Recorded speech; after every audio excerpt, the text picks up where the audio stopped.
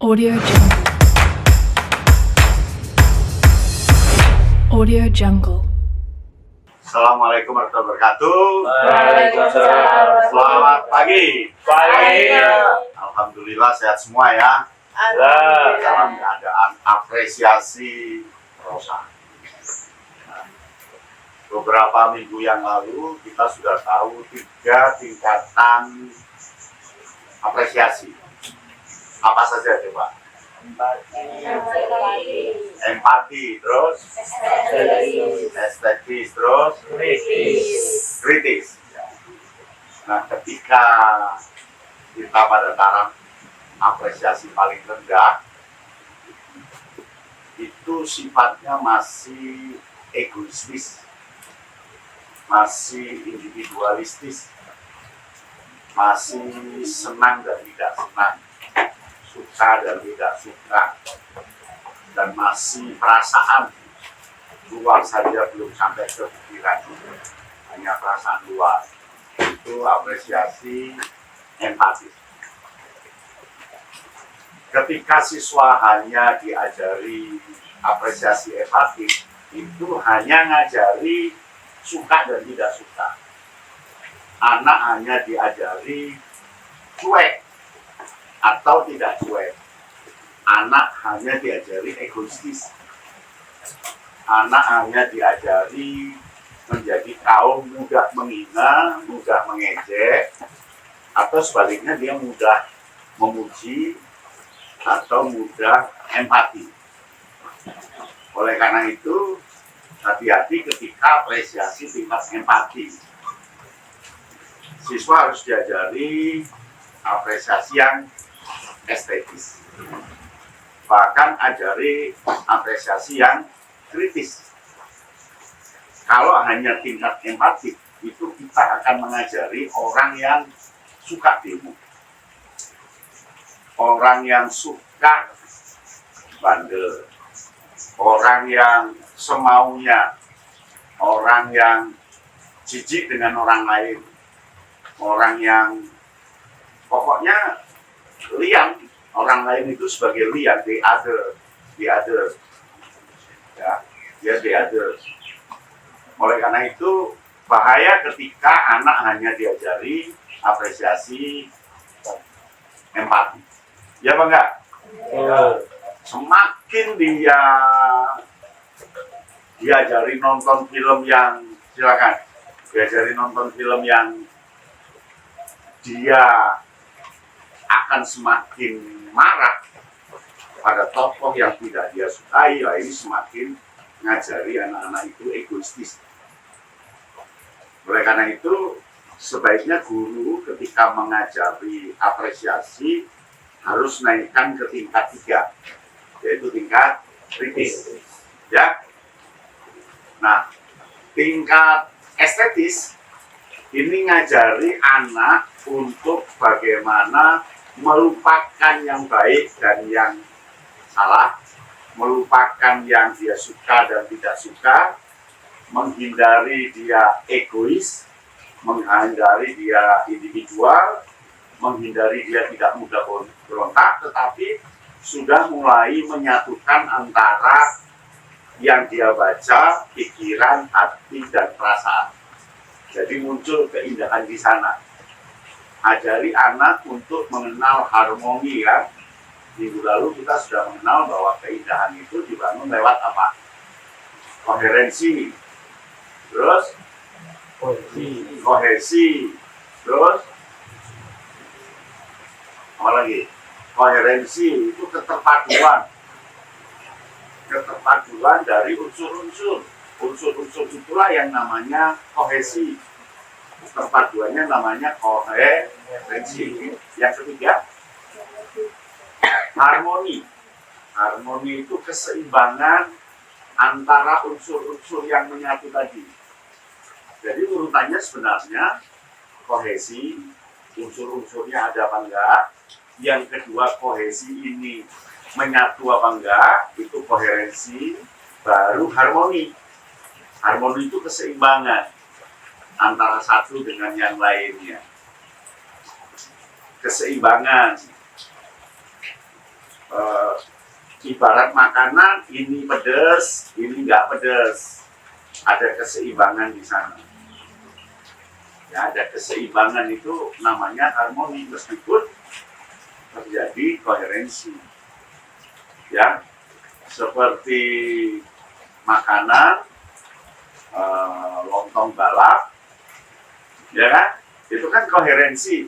Tapi terjadi harmoni ketika minumnya degan, ya kan? Ketika minumnya es degan, begitu. Lontong balap paling enak di Surabaya mana? Bukan. Lontong balap itu ya di Jalan Raja Wali, enak Surabaya. Ya, sebelahnya Bank, depannya pom bensin itu, arahnya pom bensin, selatannya Raja Wali. Lontong balap. Wah, coba ke sana enak. Mengapa? Karena terjadi harmoni di situ antara rasa asin, pedas, dan petisnya itu ada keseimbangan sehingga memunculkan selera. Nah, keseimbangan itulah yang namanya harmoni. Ya, harmoni. Dari harmoni itu nanti muncul kepuasan. Dia puas. Karena puas, akhirnya terjadi rasa terobati. Senang dengan cerpen itu, senang dengan cerita itu. Ya, sudah tidak suka dan tidak suka. Tapi terobati, keindahannya muncul di situ. Seperti cerita pendek, Anda kemarin menyaksikan keindahannya Budi Dharma ketika garap orang-orang kita. Lalu tadi malam Anda kirimkan tugas Boglok miliknya Danarto, ada keseimbangan di sana. Meskipun pengerjaannya baru saya lihat hanya 2 paragraf. Itu sama menit hari ya, 1 menit selesai. Nah, lalu naikkan ke tingkat kritis. Ketika kritis, cerita pendek itu sudah tidak urusan senang dan tidak senang, sudah tidak urusan harmoni atau tidak, estetis atau tidak, tapi sudah urusan menjawab pertanyaan. Sudah menjawab pertanyaan. Bagaimana cerita pendek ini mampu membangun kejujuran anak SMP? Mengapa cerita ini mampu mengobati orang-orang stres? Mengapa cerita ini bisa mengubah orang yang tadinya susah terus menjadi bahagia? Bisakah cerita ini mengubah orang yang pikirannya melarat setelah baca ini dia jadi kaya raya? Bagaimana caranya cerita ini mampu mendorong paman saya dari yang tadinya malas-malasan menjadi rajin dan kaya raya? Bagaimana cerita ini mampu mengubah persepsinya dari persepsi terjajah menjadi persepsi subjek? Ya. Nah, sekarang ini kan banyak orang sakit itu, baik sakit fisik maupun non fisik. Nah, ketika non fisik, bisa nggak cerita itu menjadi obat dari non fisik itu? Nah, inilah apresiasi kritis. Anda nanti membuat kajian-kajian, pertanyaan-pertanyaan dari sebuah cerita pendek atau novel yang bisa menjawab. Maka dalam pikiran kita, di sini harus banyak cerita pendek. Di pikiranmu harus banyak cerita pendek. Di bawah cadarmu sudah tersimpan tuh file. Mau tanya cerita pendek apa? Saya punya. Pak, saya punya teman, Pak. Dia itu setelah putus dengan pacarnya, berminggu-minggu tidur terus kamar, Pak, dan tidak mau makan. Badannya Pak, kecil. Lalu kecantikannya sudah hilang. Kemudian makan tidak mau. kamarnya itu seperti kandang. Ibunya tiap hari nangis. Gimana Pak?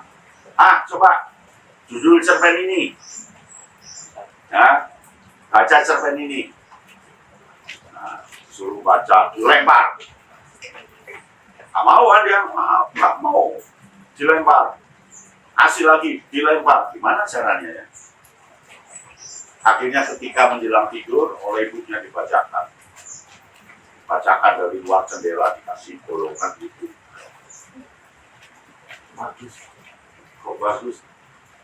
Terus berubah. Nah, ketika berubah, berarti cerpen itu bermanfaat. Itu yang namanya logoterapi. Logoterapi. Ya. Anda sudah, kalau di tingkat kritis, Anda sudah tahu Ores itu cocok untuk orang yang bagaimana? Kalau sungai itu cocok untuk orang yang bagaimana? Apakah untuk orang yang berkeluarga baru anak satu, lalu diberi cerpen sungai? Jakarta itu cocok untuk cerpen mana? Yang karya Tutilawati itu. Jakarta. Untuk mahasiswa akademi militer, akademi dalam negeri, yang nanti calon pejabat, biar tahu. Atau calon guru, nanti ketika jadi guru sudah sombong dia, buliknya dari desa datang, bule, aku sibuk buat RPP bule. Orang-orangnya taruh meja aja bule ya, gitu aja ya bule ya, tak pamit ya. Jangan bisa jadi terjadi pada guru ya. Nah, itu cerpen Jakarta. Atau untuk orang sakit, berarti cerpen nggak mati-mati. Ya, lebih kuat dari mati. Miliknya mati dulu. Asik kan? Jadi orang yang sakit beri cerpen itu. Setelah baca, dia tenang dengan sakitnya. Jadi apresiasi itu ada 3. 1, apresiasi empati. 2, apresiasi estetis. Yang ketiga, apresiasi kritik. Tetapi yang paling penting kan bukan mengapresiasinya, ya kan? Yang paling penting kan bukan Anda bisa mengapresiasi, itu masih nggak penting.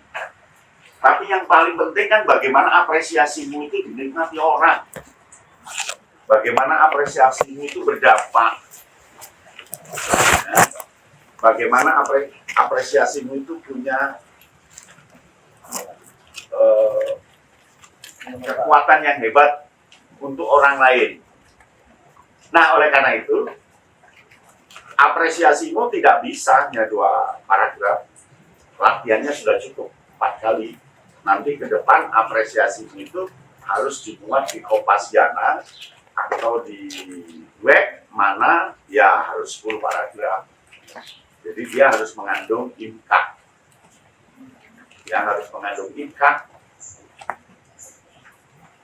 Karena kita masuk ke apresiasi kritis. Paham ya? Nanti di apresiasi kritis, Anda boleh memasukkan empatik dan estetik untuk bangun kritis. Jadi bukan ketika kritik itu empati estetis tidak diperlukan, tapi justru nanti diperlukan untuk mendorong kekuatan. Demikian ya. Mulai.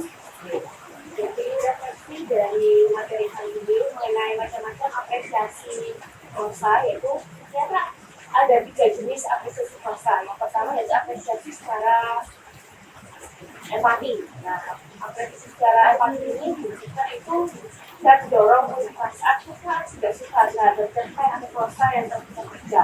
Kemudian didorong untuk bisa merasakan segala sosok tokoh yang berada pada cerpen tersebut. Kemudian kita melihat lagi ke apresiasi yaitu estetis. Di apresiasi estetis ini kita akan digunakan untuk mengetahui berbagai macam seperti koherensi dan kondisi yang ada pada prosa. Kemudian kita juga digunakan dengan namanya banyak sekali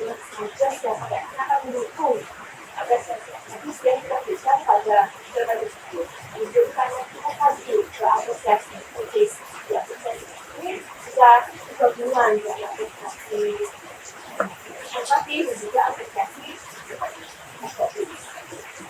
tentang tiga jenis tindakan apresiasi. Pertama ada empati, yaitu mengenalkan dengan perasaan yang kita keluarkan di dalam sebuah cerita cerpen, di mana hal itu menjadi terkait kita dan juga semangat kita terhadap suatu bacaan. Lalu naik ke tindakan yang kedua ada estetik, yaitu estetik ini berkaitan dengan koherensi dan profesi, di mana hal ini menyebabkan kita untuk tidak berpikir dari sudut pandang pikiran kita sendiri, namun dari sudut pandang lain.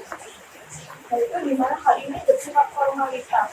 Yang ketiga ada apresiasi, yaitu tingkatan kritis, yaitu di mana hal ini bergabung antara empati dan kritis yang saling melengkapi dalam sebuah kesatuan. Hal ini menunjukkan tingkatan yang lebih tinggi daripada keduanya. Jadi dari apresiasi prosa yang cerpen, pertama itu ada tingkatan empati. Tingkatan empati ini merupakan perasaan individualisme terkait angka atau dilakukannya terhadap tokoh-tokoh yang berperan perfect. Kedua yaitu ada tingkatan etis. Jadi mematikan antara konferensi dan kolektif. Dan yang ketiga yaitu ada tingkatan kritis. Dari pihak dari kesukaan ini, tingkatan kritis ini disatukan menjadi satu antara tingkatan empati dan juga tingkatan etis. Dengan satu memberikan sebuah pertanyaan untuk mengkritisi cerpen yang Terus Baik, refleksi dari materi kali ini adalah terdapat tiga tingkatan untuk mengapresiasi. Yang pertama ada empati, yang mana pada tahapan ini kita diarahkan untuk menganalisis cerpen berdasarkan senang atau tidaknya terhadap cerpen tersebut, lebih mengenal kealurnya dan tokoh penokohan yang unik dalam cerpen. Yang kedua ada tingkatan estetis, yaitu menganalisis terkait kalimat yang bermajas atau penggunaan kalimat-kalimat yang indah lewat koherensi, dan harmoni. Dan yang ketiga ada kritis, yang mana tingkatan ini bersifat intuitif atau opinion, yang mana pada tingkatan ini menjawab pertanyaan, membuat kajian dan pertanyaan dari sebuah cerpen. kesannya materi 4G ini itu saya tuh mendapatkan banyak hal. Sebenarnya nggak baru, sudah dipelajari beberapa minggu yang lalu, cuma dengan diulang-ulangnya materi pada sekian minggu hingga sekarang ini, ilmu itu seakan semakin melekat. Jadi saya tuh hafal apresiasi itu tingkatannya apa aja, cerpennya seperti apa, cerpen ini tuh bagus untuk yang seperti apa, mengatasi masalah yang seperti apa. Jadi kesannya itu saya ini berada di sini bukan berada pada tempat yang salah, tapi berada pada tempat mencari ilmu yang benar. Terima kasih. Kesan saya untuk perkuliahan hari ini ya seru sekali karena memang berada di tempat outdoor dan dengan background hujan. Jadi seperti menambah kesan apresiasi prosa tingkat tinggi gitu. Kayak ada sastra-sastranya sembari angin-angin semilir yang sangat sejuk dan menunjukkan hati. Dan seperti yang dikatakan oleh teman saya tadi, saya juga setuju dengan kesan-kesan itu.